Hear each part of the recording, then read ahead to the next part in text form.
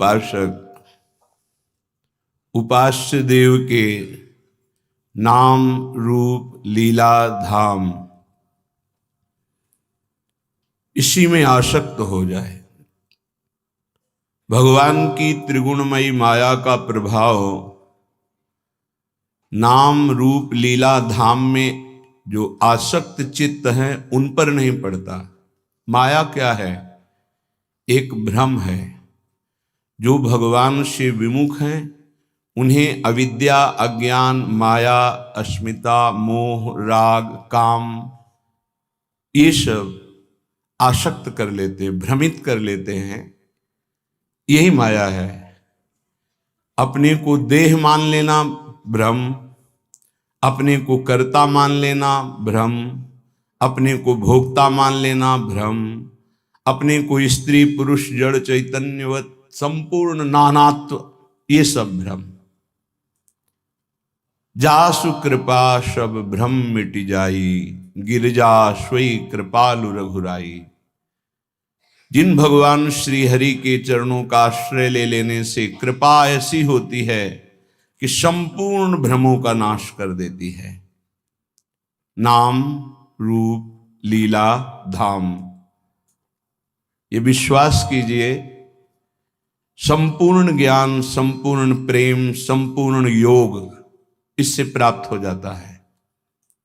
अपने ज्ञान मार्ग में भी चले हैं, योग मार्ग का भी यत्किंचित गुरु कृपा से ज्ञान है, लेकिन जो विश्राम, जो परम लाभ, जो परम सुख प्रियाजू के गोरे चरणारविंद के आश्रय से वो अन्यत्र कहीं भी किसी भी साधन में झलका भी नहीं। 20 वर्ष कभी आंसू आए हों ऐसा स्मरण नहीं है। किसके लिए? वो मैं ही हूं। बड़ा कठोर वैराग्य में जीवन पर कहीं भी वो आनंद नहीं जो अनायास बिना प्रयास के गोरे चरणारविंद के भरोसे पे आने पर हो गया। इसलिए बड़े धन्य भाग हैं जो अपनी श्रवणेन्द्रिय को बचा करके नाम रूप लीला धाम में आसक्त करते हैं चित्त को। नहीं तो ऐसी ऐसी चर्चाएं होती हैं जिनका कोई मूल आश्रित तो नहीं है और साधक भटक जाता है। और भटकते भटकते जब चित्त को निज आनंद नहीं मिलता तो फिर वो भोगों में ही रत रहता है। श्रीपाद प्रबोधानंद जी महाराज कह रहे हैं, बहुत ग्रहण करने योग्य बात, स्वकर्म स्रोतो भी सततमभितश्चालित ममुम प्रभो जीवम यत्र क्वचिदपि नयात्यंत विवशम परंत्वे त्वावन्मे भवतु भव दुखार्दित हृदोप्याविश्रांतम वृंदावन पद परिवास्तु रसना। ये सबके लिए बहुत ग्रहण करने योग्य बात है। कोई श्लोक होते हैं स्थिति प्रज्ञ के लिए ही, कोई होते हैं धामवासी निष्ठावान के लिए। ये श्लोक सार्वभौम सबके लिए है। कह रहे हैं स्वकर्मो स्रोतो भी सततम वितश्चालित ममुम। प्रभु मैं आपसे और कोई चाह नहीं रखता, एक बात केवल प्रार्थना कर रहा हूं, स्वकर्म स्रोतो भी, हमारे कर्म के परिणाम में हमें जहां भी रखा जाए।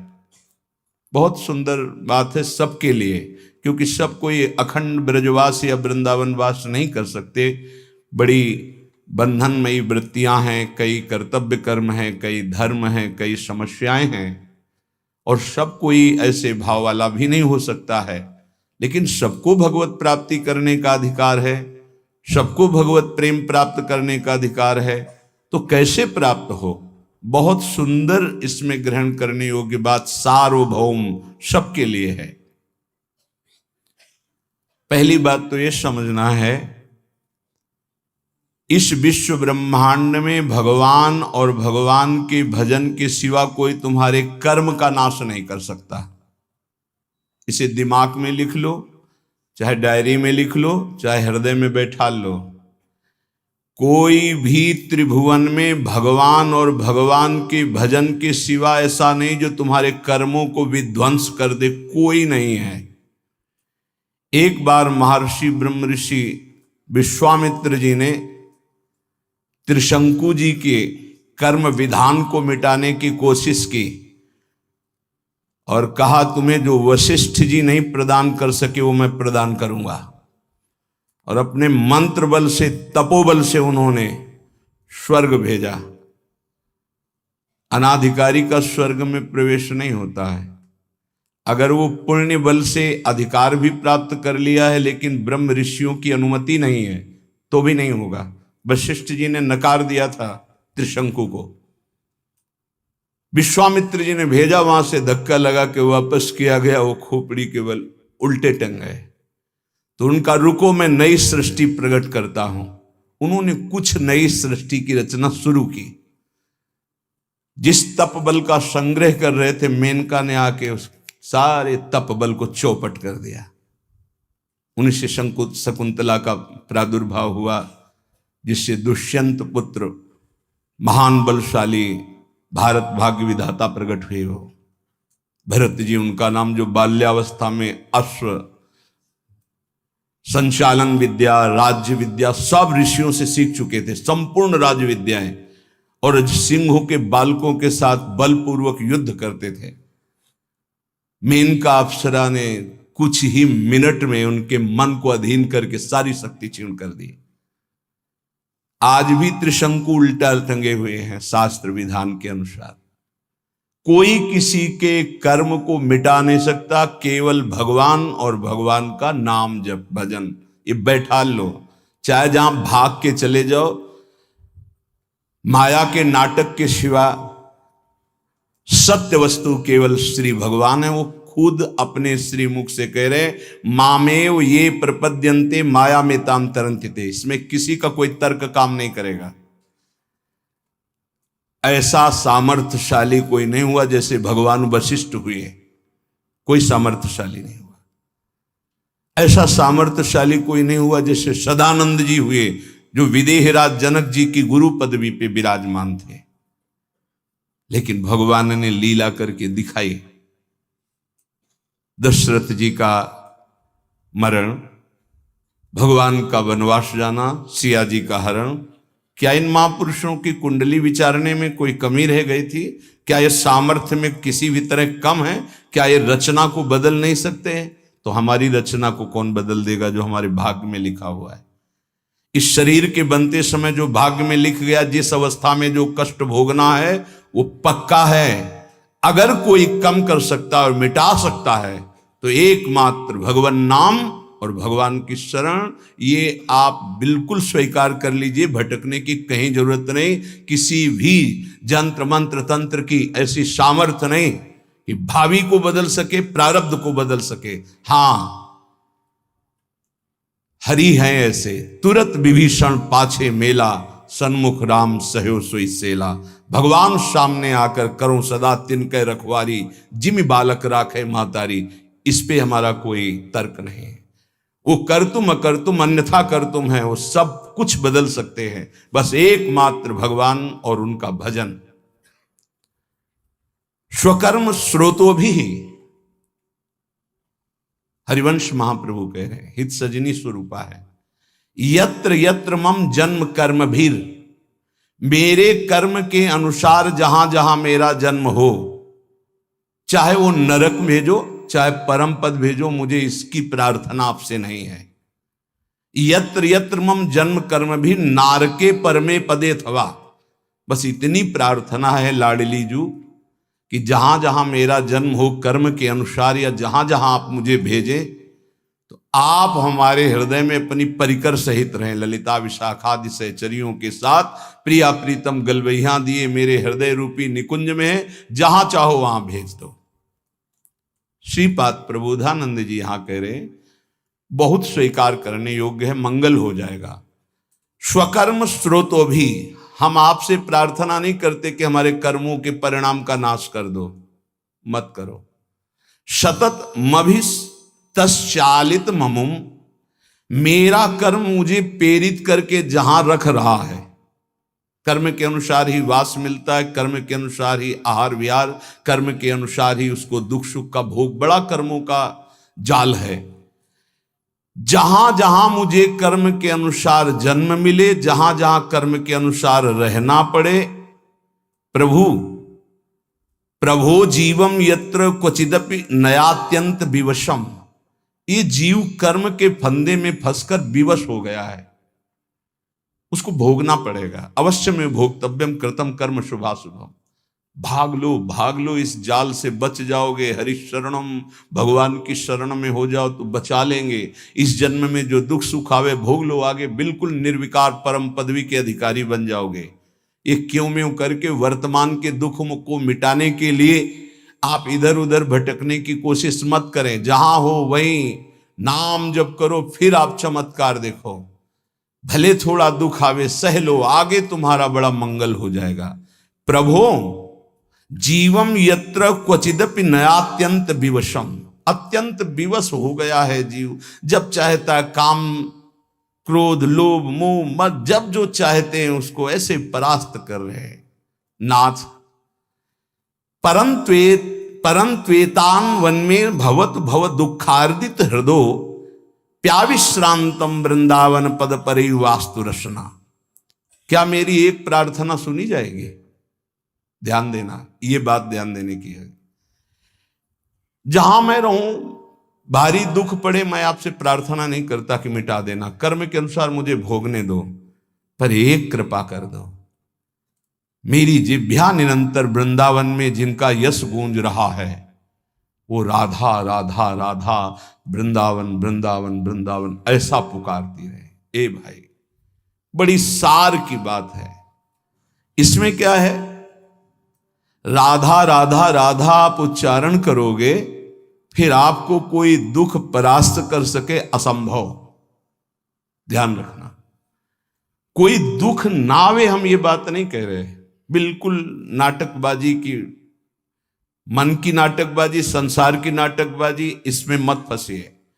पक्का अवश्य में वो भोक्तव्यम कृतम कर्म शुभाशुभम, बड़े बड़े सिद्धों को भोगना पड़ा है। आप तो साधारण कर्म करने वाले, जिन्होंने असाधारण तप किया, असाधारण जो आप सोच नहीं सकते, उनको भी शारीरिक दंड भोगने पड़े, जो इसमें निश्चय कर दिए गए हैं। नाम यदि चल रहा है तो दुख का अनुभव नहीं होगा, ये बात ध्यान रखना। दुख की व्यथा नहीं होगी, असाध्य रोग, भारी कष्ट, भारी विपत्ति, लेकिन आपके आनंद में फर्क नहीं पड़ेगा यदि आपकी जिह्वा में राधा राधा। आगे परिणाम दुख की निशानी नहीं रहेगी, दुख का नाम नहीं रहेगा, ये बात विश्वास कर लीजिए।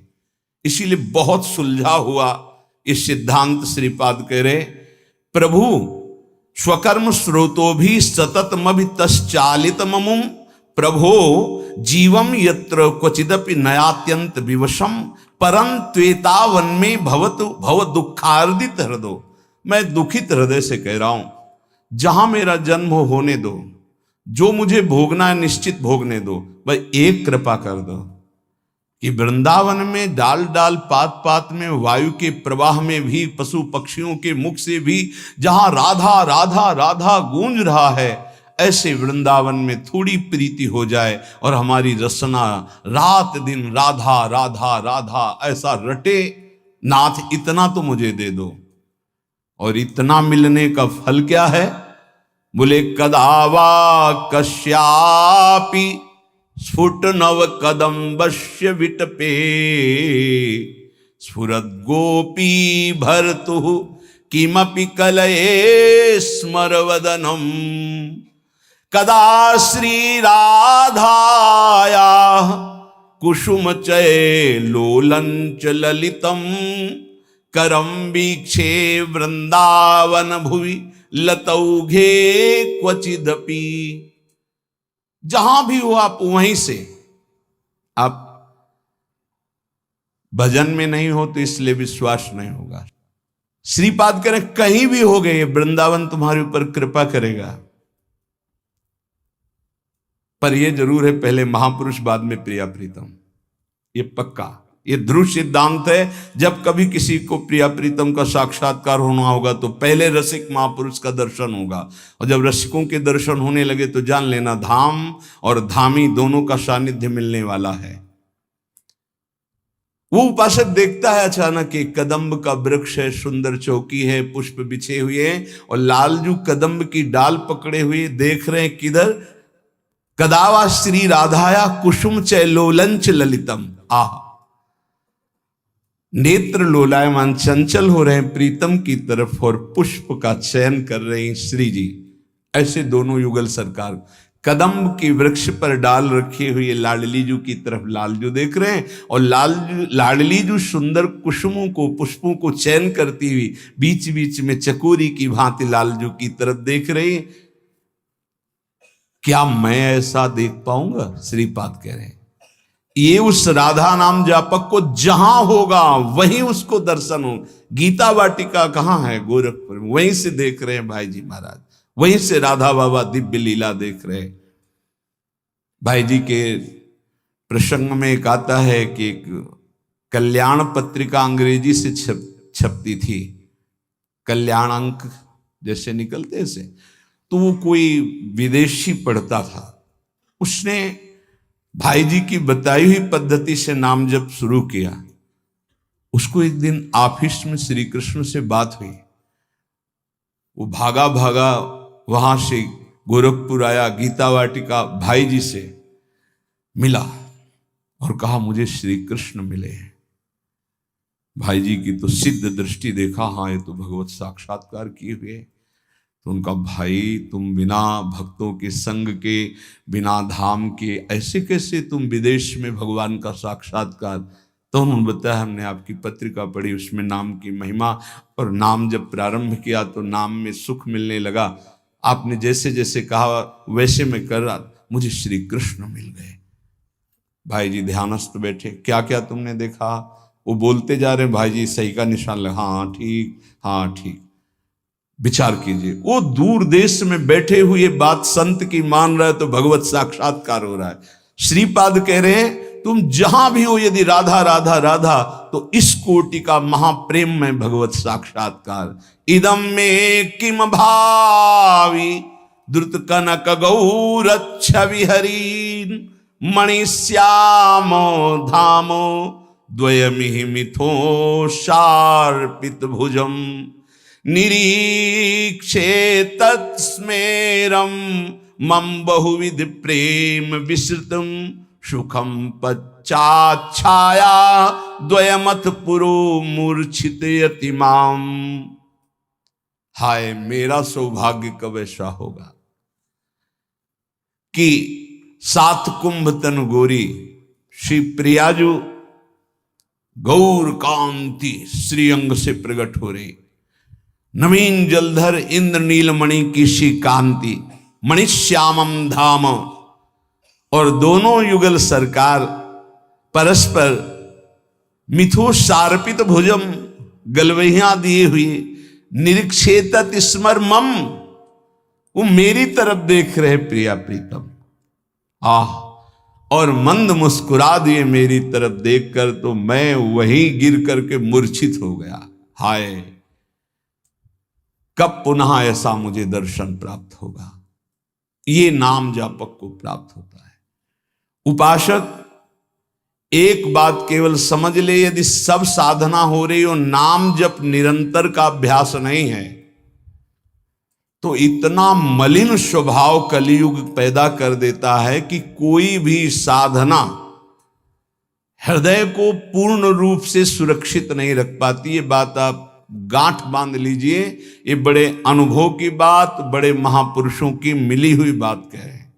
और यदि नाम चल रहा है तो भारी से भारी प्रलोभन या दुख, दोनों बातें ध्यान कर लीजिए, भारी से भारी प्रलोभन और भारी से भारी दुख तुम्हें विचलित नहीं कर पाएगा। इस संसार में संघर्ष करके जीना है, कायरों की तरह नहीं मरना है। आप बात समझो, दुख से भागना नहीं, कहां भाग के जाओगे? सुख में इतना घमंड नहीं करना है, क्या घमंड करोगे नाशवान पदार्थों का? सुख का चाहे जितना प्रलोभन आ जाए नाम नहीं छोड़ना, और दुख का चाहे जितना भयावह स्वरूप आ जाए नाम नहीं छोड़ना। फिर आप देख लेना, सुख और दुख तुम्हें आकर्षित नहीं कर सकते, वो स्वयं नष्ट हो जाएंगे, तुम परमानंद में निमग्न रहोगे। इसमें बहुत बड़े महाभागवत का उदाहरण श्री ठाकुर हरिदास जी महाराज, इसी होली की पूर्णिमा को जो प्रतिपदा आती है, प्रेमावतार महाप्रभु श्री कृष्ण चैतन्य देव जी इस धराधाम पर प्रकट होकर के भगवान नाम रूपी अद्भुत सुख की वर्षा की, उन्हीं के पार्षद हैं ठाकुर भक्त हरिदास जी, जिसकी जिह्वा पे नाम है ए जगत पावन करने वाला। श्री कपिल भगवान से माता देहूति जी के अहो वत्स्वपचतो गरीयान यज्जिह्वाग्रे वर्तते नाम तुभ्यम ते पुस्तपस्ते जुहुः शश्नुरार्या ब्रह्मानुचूर्णाम गृणन्ति एते। यदि वो चांडाल कुल में भी जन्मा हो, राधा राधा कृष्ण कृष्ण कृष्ण, तो कह रहे हैं कि उसने सारी तपस्या कर ली। तेपुस तपस्ते जुहुः शश्नुरार्या, उसने सारी तपस्या कर ली, उसने स्वर सहित वेदों के पाठ का फल प्राप्त कर लिया, उसने समस्त यज्ञ कर लिया, उसने सारे तीर्थ अवगाहन कर लिए, जिसकी जिह्वा पे नाम चल रहा है राधा राधा राधा। अहो वत्सु पचतु गरीयान, वो चाहे चांडाल क्यों न हो। भगवान की पूर्ण कृपा का कैसे हम परीक्षण करें कि हमारे ऊपर कृपा है। सेवक जी महाराज कह रहे हैं, हरिवंश कृपा हरिवंश कहें, हरिवंश कहें हरिवंश लाहें, हरिवंश सुलाभ सदा तिनके, सुख संपत्ति दंपति जूजिन के।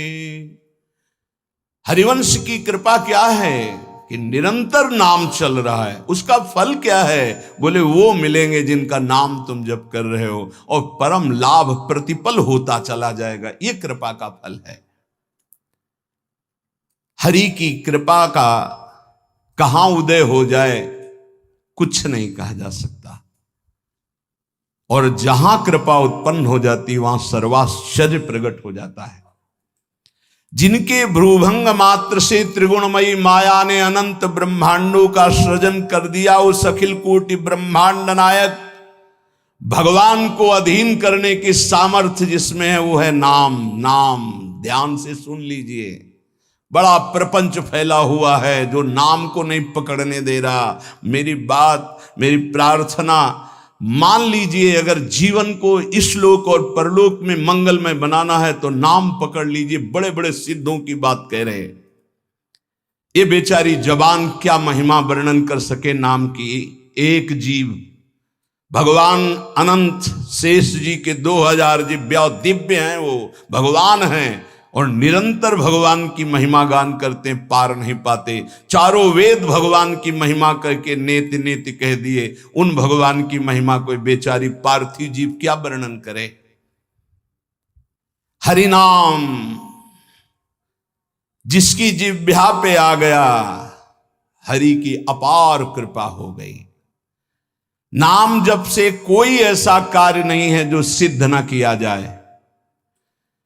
बड़े भाग्यशाली हैं जिसकी जिह्वा पे सुमधुर भगवान के नाम जप करने का चस्का लग गया है। उसके लिए संसार में कोई वस्तु ऐसी नहीं, कोई पद ऐसा नहीं जो प्राप्त ना कर सके।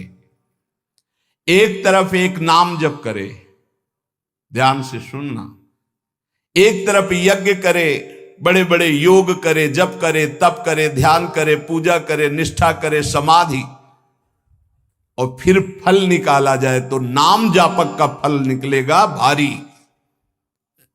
क्यों? क्योंकि नाम जापक दैन्य होगा, उसको साधन का बल होगा। मैं योगी, मैं तपस्वी, मैं ज्ञानी, मैं याज्ञिक, मैं दानी, मैं विद्वान, और वो तृणादपि सुनीचेन नाम कर देता है दैन्य।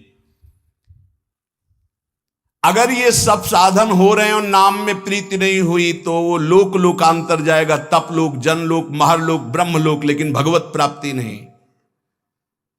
अगर नाम जप कर रहा है तो सीधे उसको तत्वबोध होगा, सीधे भगवत प्रेम होगा, उसे किसी अन्य साधन की आवश्यकता नहीं। कल एक निर्गुण निराकार के उपासक बहुत सुलझे हुए संत आए हुए थे। उनका जो भाव था वो तो उन्हीं का भाव था, पर उन्होंने सार बात कही कि जब आपके मुख से नाम महिमा सुनते हैं तो मेरी भी उपासना में नाम का ही महत्व है। तो हमारी बात पुष्ट हुई कि निर्गुण निराकार की प्राप्ति और सगुण साकार की प्राप्ति, दोनों की प्राप्ति, या निर्गुण सगुण ब्रह्म ते न्यारो प्रेम की प्राप्ति सब नाम में है। जो चाहो प्राप्त कर लो। जितनी भी साधनाएं, सबका अंतिम फल है भगवान की प्राप्ति हो जाना। और भगवान की प्राप्ति होती निरंतर चिंतन से। निरंतर चिंतन में सहज वृत्ति नाम पैदा कर देता है। इसलिए भगवान नाम के समान त्रिभुवन में जितने भी शास्त्र और सिद्धांत हैं, कोई समानता नहीं कर सकता। नाम, जिन जिन बड़े महापुरुषों के वचन पढ़ो, सब में नाम। नाम में देश, काल, पात्र, जाति, वर्ण, समय, असमय, पवित्रता, अपवित्रता, इन किसी बातों का कोई नियम नहीं। जो जैसे जहां हो सब बोल सकते हो नाम। जैसी हालत में हो, जहां हो, जैसे हो, जिस वर्ण के हो, जिस स्थिति में हो, हर समय हर काल में भगवान नाम जप कर सकते हो, ऐसा शास्त्र का आदेश है। उसके लिए कोई निषेध नहीं कि यहां नाम जप नहीं कर सकते, तुम शौच अवस्था में नाम जप नहीं कर सकते, तुम ऐसे। नाम जप से बड़ा पाप और पापी तत्काल पवित्र हो जाते। बड़ा नाम का महत्व है। अत्यंत नीच से नीच पुरुष यदि नाम जपना शुरू कर दे तो सर्व पूज्य हो जाएगा। विश्वास कीजिए, सर्वश्रेष्ठ जगत पावन हो जाएगा। देवर्षि नारद जी कहते हैं सातरति सातरति सा लोकांतार्यति। वो स्वयं तर जाता है, स्वयं तर जाता है, लोगों को तार देता है। बुरे से बुरा, गंदा से गंदा आचरण करने वाला परम पवित्र महान भागवत बन जाता है नाम जापक। कल एक उपासक कह रहे थे, पहले तो उन्होंने छल भरे शब्द बोले, फिर स्पष्ट बोलने लगे कि वो जिसकी बात कर रहा हूं मैं ही हूं। कोई ऐसा पाप नहीं, कोई ऐसा गंदा आचरण नहीं जो ना किया हो, लेकिन सत्संग सुना और नाम की महिमा, नाम जप कर रहा हूं। आप बिल्कुल जैसा आप सत्संग में बोलते अक्षरशः धारण करने की कोशिश करता हूं। क्या मेरा उद्धार हो जाएगा? पक्का पक्का हो जाएगा। कह रहे बुरे से बुरा, नीच से नीच भी महान भगवत भक्त बन जाता है। नाम जपत कुष्ठी भलो, चुई चुई गिरे जो चाम। कबीरदास जी। कंचन देह किस काम की, जिह मुख निकसत नहीं राम। जिसकी जिह्वा से नाम नहीं निकल रहा, चाहे वो जितना बड़ी पदवी में हो, चाहे जितना सुंदर शरीर हो, किस काम का? शरीर रोग ग्रसित है, वो राम कृष्ण हरि जप रहा है, वो जगत मंगल करने वाला है।